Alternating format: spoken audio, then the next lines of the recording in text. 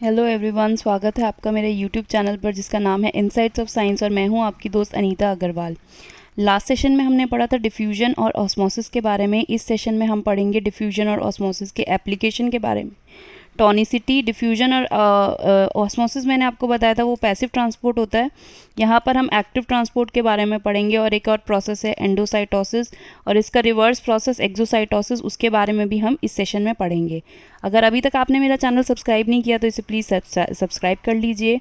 Video के and तक मेरे साथ बने रहिए। पसंद आने पर लाइक कीजिए इसे और बेल आइकन को प्रेस करना मत भूलिएगा, क्योंकि इससे आपको मेरी नेक्स्ट वीडियो के नोटिफिकेशन के बारे में पता चलेगा। चलिए अपना सेशन स्टार्ट करते हैं। तो लास्ट सेशन में मैंने आपसे क्वेश्चन किया था कि अगर हम एक एनिमल सेल और एक प्लांट सेल को शुगर के या फिर सॉल्ट के सॉल्यूशन में डालेंगे तो उससे क्या उस पर इम्पैक्ट पड़ेगा, क्या आना चाहिए। तो हम अभी तक ये नहीं बता सकते कि शुगर उसमें हमने कितना डाला, सॉल्ट हमने कितना डाला, तो हमने उसका क्या डिफ़ाइन नहीं किया, उसकी टॉनिसिटी हमने डिफ़ाइन नहीं करी है अभी तक। तो इस कारण से हम ये नहीं बता पाएंगे कि एनिमल सेल और प्लांट सेल के साथ क्या होगा। चलिए देखते हैं टॉनिसिटी क्या होती है। तो यहाँ पर टॉनिसिटी के बारे में हम पढ़ते हैं। तो टॉनिसिटी क्या है, इसको मैं आपको एक रियल लाइफ एक सिचुएशन के थ्रू एक्सप्लेन करती हूँ। मान लीजिए हमने दो बीकर लिए हैं, एक हमने बीकर लिया बीकर ए और एक हमने बीकर लिया बीकर बी, ठीक है। और दोनों को हमने लेबल कर दिया, एक है हमारा बीकर ए और एक है हमारा बीकर बी। उसके अंदर हमने सेम क्वांटिटी ऑफ वाटर लिया है, the water level is same, ठीक है। सपोज़ फिर हाफ फिल्ड हमने इसको कर लिया है। हाफ फिल्ड वाटर करने के बाद में एक बीकर के अंदर हमने डाला है 1 टीस्पून ऑफ शुगर, ठीक है। और दूसरे के अंदर हमने डाला 2 टीस्पून ऑफ, से फॉर एग्जांपल 2 नहीं 4 ले लेते हैं हम, 4 टीस्पून ऑफ शुगर। तो बेसिकली हमने यहाँ पर क्या किया है, यहाँ पर हमारा एक सॉल्यूट होता है, यहाँ पर हमारा सॉल्यूट बना है शुगर, एक सॉल्वेंट होता है, सॉल्वेंट जिसके अंदर हमने सॉल्यूट को डिज़ोल्व किया वो बना यहाँ पे वाटर। और ये अपने आप में जब हमने पूरा शुगर और वाटर के अंदर हमने डिज़ोल्व कर लिया तो ये हमारा बन गया शुगर सॉल्यूशन। तो 3 टर्म पढ़ी हमने यहाँ पे, सॉल्यूट, सॉल्वेंट और सॉल्यूशन। तो अब आप बीकर ए और बीकर बी में से अगर आप दोनों के अंदर कंपैरिजन करें कि कौन सा सॉल्यूशन ज़्यादा कॉन्सेंट्रेटेड है, तो obviously you are going to say beaker B के अंदर सॉल्यूशन ज़्यादा कॉन्सेंट्रेटेड है in comparison to beaker A. यही चीज़ होती है टॉनिसिटी।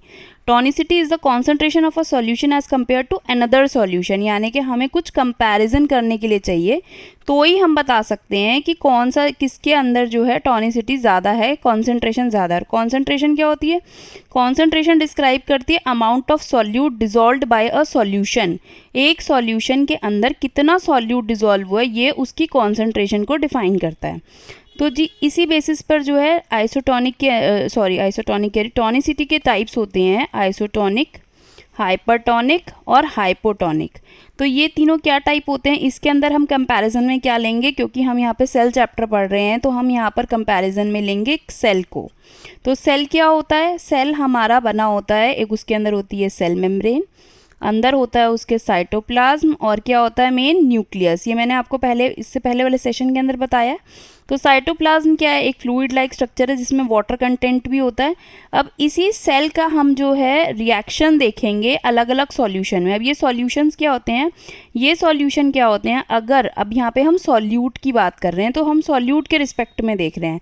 हम किसी भी सॉल्यूशन को सॉल्यूट के रिस्पेक्ट में भी देख सकते हैं और वाटर के रिस्पेक्ट में भी देख सकते हैं। यहाँ पर हम सॉल्यूट के रिस्पेक्ट में टॉनिसिटी की बात कर रहे हैं।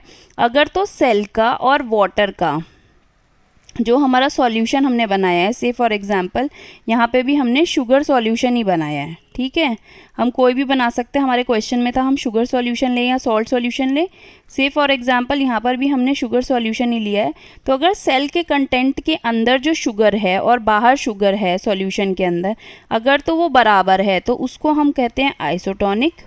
अगर सॉल्यूशन के अंदर शुगर बहुत ज़्यादा है इन कंपैरिजन टू सेल तो वो हमारा बनेगा हाइपरटोनिक।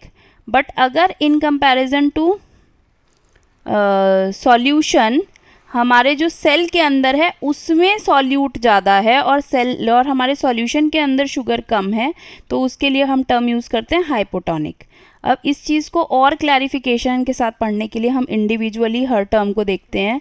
जैसे कि ये हमारा है, हम यहाँ पे डिस्कस करेंगे हाइपोटोनिक सॉल्यूशन।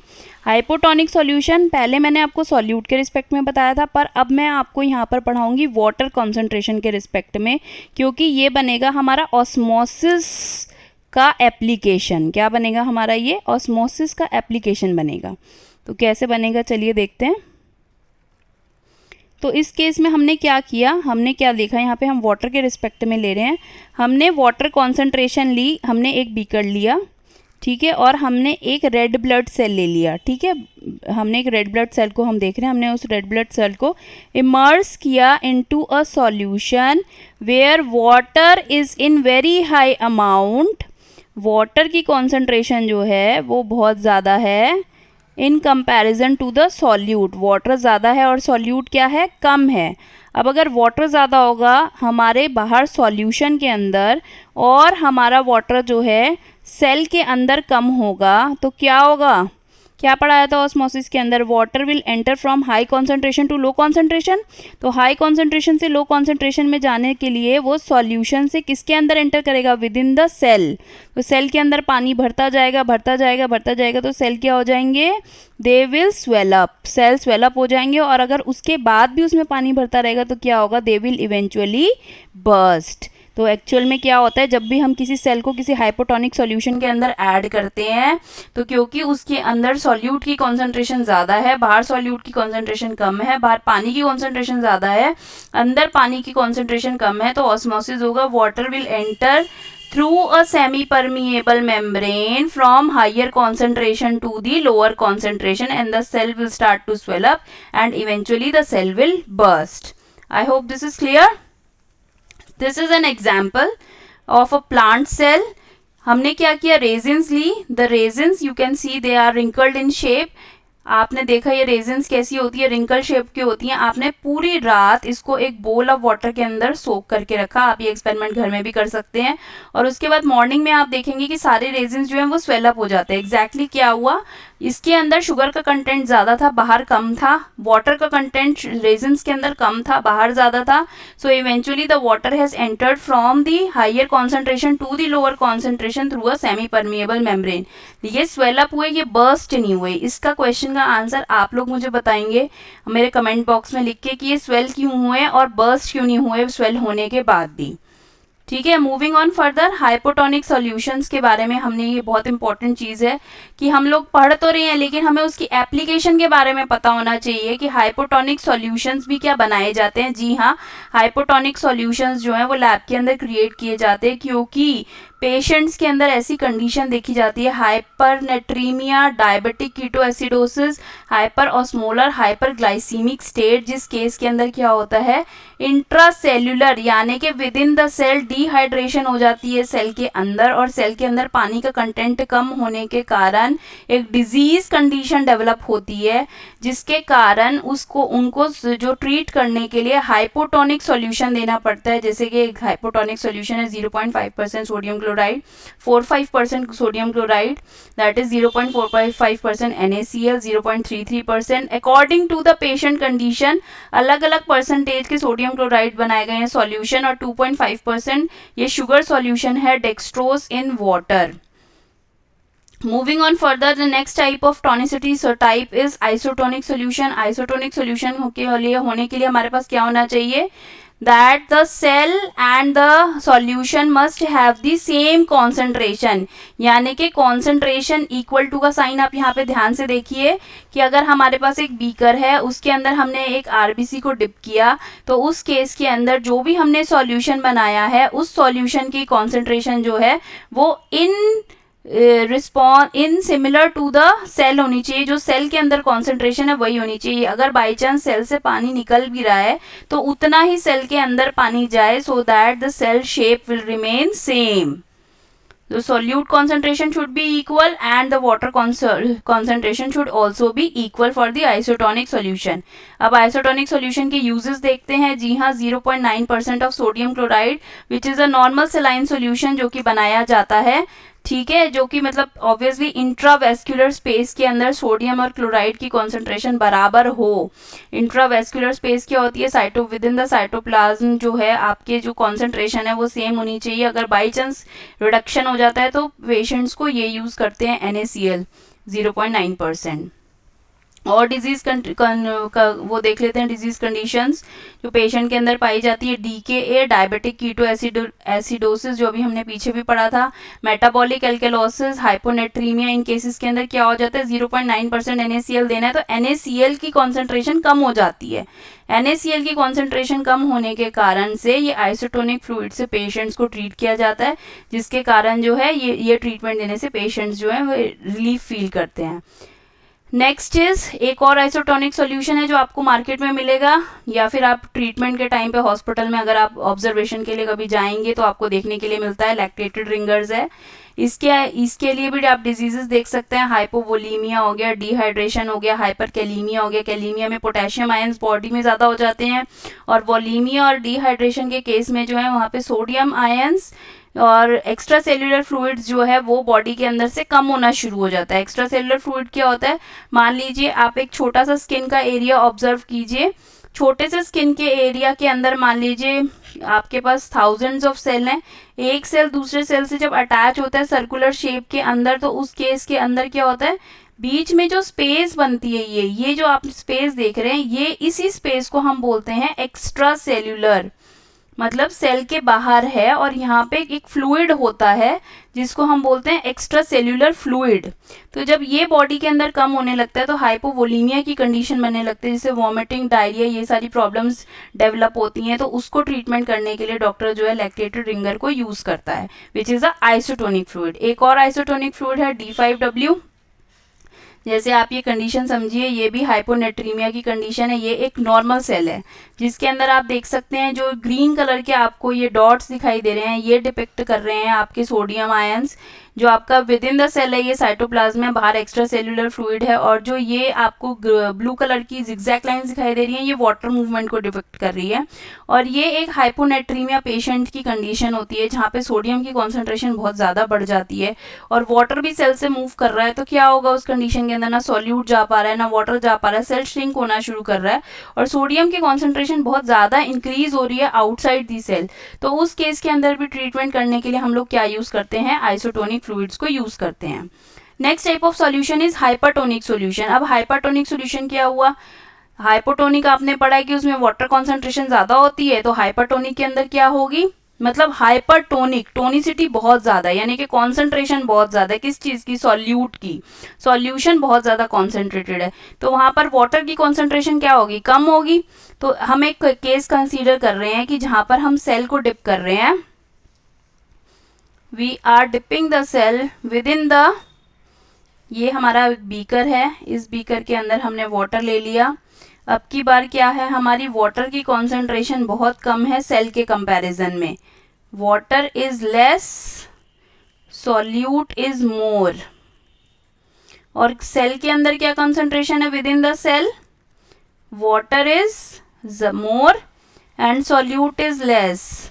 ऑस्मोसिस क्या कहता है, it is the, what happens in osmosis, the water will travel from high concentration to low concentration through a semi permeable membrane. तो इस केस में हाई concentration water की सेल में है, बाहर कम है, तो water will start moving from the cell to the into the beaker. तो इस केस के अंदर क्या होगी, सेल की शेप, बाहर पानी निकलने लग गया, सेल जो है वो श्रिंक होना स्टार्ट हो गया and the cell shape will be shrivelled. ठीक है, तो ये इजी है समझना, कोई बहुत डिफिकल्ट नहीं है. ये एक आपकी ऑब्जर्वेशन होनी चाहिए जो इनसाइट है यहाँ पर हमारी काम करेगी कि आपने ये चीज़ बहुत ऑब्जर्व करी होगी कि अगर हम लोग बाथटब के अंदर या पूल के अंदर बहुत लंबे टाइम तक रहें तो हमारे हाथों की और पैरों की स्किन ऐसी हो जाती है. ऐसा क्यों होता है, क्योंकि हमारी जो अपर स्किन होती है that is the living tissue. जो हमारी अपर टिश्यू होती है, अंदर वाले जितने भी टिश्यूज़ होते हैं वो हमारे सारे डेड कैरेटिन सेल्स होते हैं. They are the dead keratin cells, वो सारे के सारे पानी को एब्जॉर्ब कर लेते हैं अपने अंदर, लेकिन जो बाहर की लेयर होती है वो लिविंग टिश्यू होती है, क्योंकि उसमें टिश्यूज जिंदा है, तो पानी की कॉन्सेंट्रेशन कहाँ कहाँ ज़्यादा हुई, बाथटब में ज़्यादा हुई, पूल में ज़्यादा हुई, वहाँ पर ज़्यादा हुई, और आउटर लेयर में क्या हुई, पानी की कॉन्सेंट्रेशन कम हुई। तो क्या हुआ, पानी क्या करेगा, पानी क्या करना शुरू कर देगा, from higher concentration to lower concentration जाना शुरू कर देगा। ठीक है, तो हम वो डेड केराटिन सेल्स ने उनको एब्जॉर्ब कर लिया, लेकिन बाहर क्या होने शुरू हो गया हमारी बॉडी के अंदर, अंदर क्या होना स्टार्ट हो गया हमारी बॉडी के अंदर, वो बाहर की जो लेयर है उस लेयर को कॉम्पनसेट करने के लिए सरफेस एरिया इंक्रीज होने के कारण जो है स्किन हमारी रिंकल करनी स्टार्ट कर देती है। तो ये है हमारे हाइपरटोनिक सॉल्यूशन का एक एग्जाम्पल जो मार्केट के अंदर आपको देखने के लिए मिलेगा, 3% सोडियम क्लोराइड। हाइपरटोनिक सॉल्यूशन भी लोगों को देने की ज़रूरत पड़ जाती है उन कंडीशंस के अंदर जब पेशेंट्स को सीवियर हाइपोनेट्रीमिया हो जाए या फिर सेरिब्रल एडीमा हो जाए। हाइपोनेट्रीमिया मैं आपके साथ डिस्कस कर चुकी हूँ।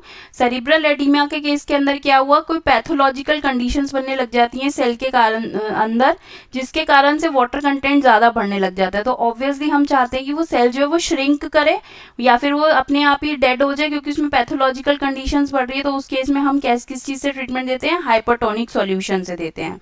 ये हमारा क्वेश्चन था जो हमारा फर्स्ट टॉपिक था जब हमने स्टार्ट किया कि क्या होगा एनिमल सेल को और प्लांट सेल को। तो हम यहाँ देख लेते हैं, ये हमारा एनिमल सेल है, ये हमारा प्लांट सेल है, ये 3 टाइप के सॉल्यूशन है, आइसोटोनिक, हाइपोटोनिक, हाइपरटोनिक।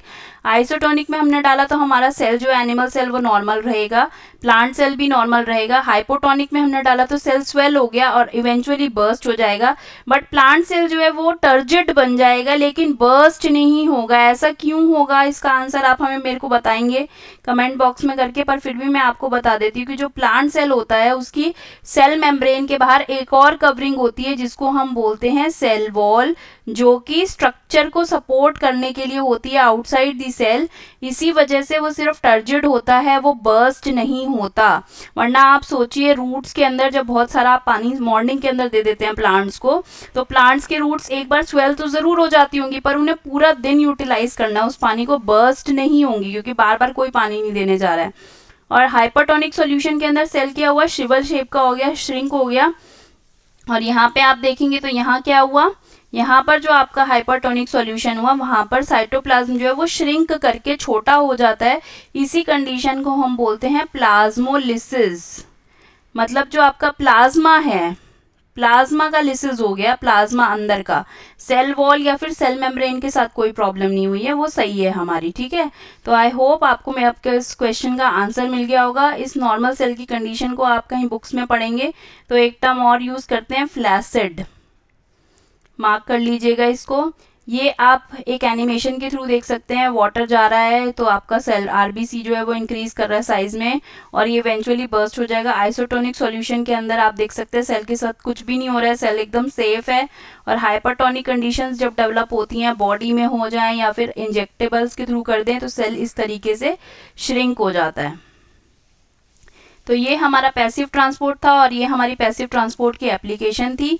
इसके बाद नेक्स्ट टॉपिक जो हमारा है वो है एक्टिव ट्रांसपोर्ट। तो एक्टिव ट्रांसपोर्ट के अंदर क्या होता है, बेसिकली एक्टिव ट्रांसपोर्ट के अंदर हमारी एनर्जी यूटिलाइजेशन होती है, एनर्जी का खर्च होता है। उस केस के अंदर क्या होता है, यहाँ पे हम अगेंस्ट द ग्रेडियंट आयंस को मूव करते हैं। वहाँ पे हमारा गैसियस एक्सचेंज था डिफ्यूजन के अंदर, ऑस्मोसिस में वाटर एक्सचेंज था। एक्टिव ट्रांसपोर्ट के अंदर क्या होता है, यहाँ पे आयंस का एक्सचेंज होता है। जैसे हमारी बॉडी में सोडियम आयंस बनते हैं, पोटेशियम आयंस होते हैं, उनकी रिक्वायरमेंट होती है। तो वो क्या करते हैं, लो कॉन्सेंट्रेशन मीडियम से हाई कॉन्सेंट्रेशन मीडियम की तरफ मूव करते हैं।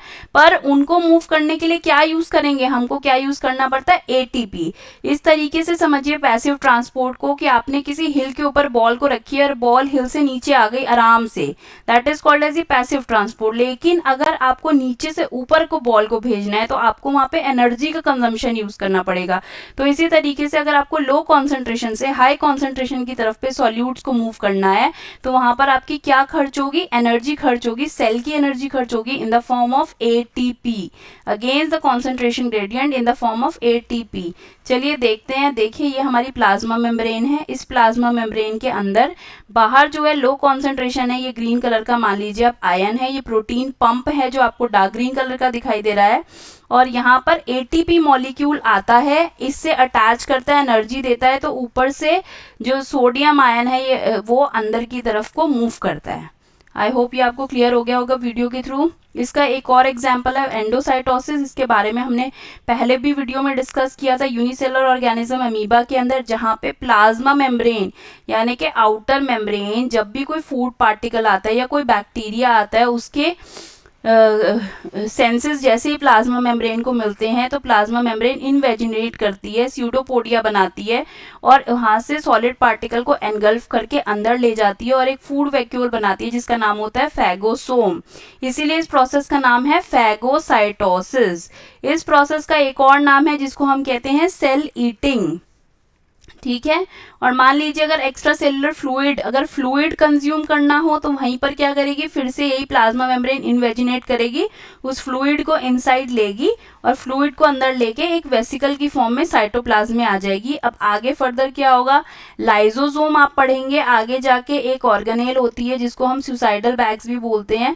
ये क्या करते हैं, अपने अंदर से डाइजेस्टिव एंजाइम्स निकालते हैं, इससे अटैच करते हैं। अटैच करने के बाद यहाँ से जो भी न्यूट्रिएंट है उसको लेके यूटिलाइज करते हैं बाय बॉडी और अनवांटेड मटेरियल को रिलीज कर देते हैं by the process of exocytosis. Exocytosis क्या होता है इस एनिमेशन के बाद जानेंगे। ये देखिए, बाहर से फूड पार्टिकल आया, मेम्ब्रेन इन्वेजिनेट हुई और उसको वेसिकल की फॉर्म में अंदर ले लिया, और उसके बाद लाइजोसोम आया, लाइजोसोम ने इसको फैगोसोम को डाइजेस्टिव एंजाइम्स के थ्रू इसका न्यूट्रिशन प्रोवाइड कर दिया। नेक्स्ट प्रोसेस की बात करेंगे जो कि रिवर्स है एंडोसाइटोसिस का, वो है एक्सोसाइटोसिस। एंडो मीन्स एंटर, एक्सो मीन्स एग्जिट। तो एग्जिट करने के लिए जो वेस्ट मटेरियल था, देखिए ये वेस्ट मटेरियल लेकर आया सेल एक और वेसिकल के अंदर, सिक्रीटरी वेसिकल के अंदर। वो वेसिकल जो है वो जाके मेम्ब्रेन से अटैच हुआ, मेम्ब्रेन ने इसको अपने अंदर एक लेके बाहर को सिक्रीटरी पार्टिकल्स को, प्रोडक्ट्स को बाहर रिलीज कर दिया। ये आप इसका एक इलेक्ट्रॉनिक व्यू देख सकते हैं जिसके अंदर आप देख रहे हैं कि मेम्ब्रेन से बाहर कैसे वेसिकल्स जो है वो रिलीज हो रहे हैं। तो this is the process of exocytosis. ये इसके अंदर फिर से वही सेम प्रोसेस को फिर से एक्सप्लेन किया गया। Vesicle move to the surface, membrane of the vesicle fuses and then the material expelled. इसको आप इस वीडियो की तरफ देख सकते हैं। जो ये साइड है this is the inner part of the cell. देखिए मेम्ब्रेन कैसे फ्यूज हुई वेसिकल के साथ और जो सिक्रीटरी प्रोडक्ट था वो कैसे रिलीज हो गया इनटू द एनवायरनमेंट। होप आपको वीडियो पसंद आया होगा और आप थैंक यू एंड तक बने रहने के लिए। वीडियो पसंद आया तो इसे लाइक कीजिए, सब्सक्राइब ज़रूर कीजिएगा और शेयर करिए इसे अपने दोस्तों के साथ ताकि वो भी इसका फ़ायदा उठा सकें इस नॉलेज का। Thank you very much.